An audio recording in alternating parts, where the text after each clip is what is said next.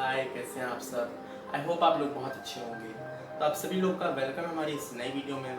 तो फ्रेंड्स, एक मेरे क्लाइंट हैं आसिफ रज़ा और उन्होंने मुझे वर्क दिया है उनका लोगो डिज़ाइन करने को। और आज की इस वीडियो में लोग बनाने वाले हैं आसिफ रज़ा सर का लोगो डिज़ाइन। और आई होप आप लोग को पसंद आएगा।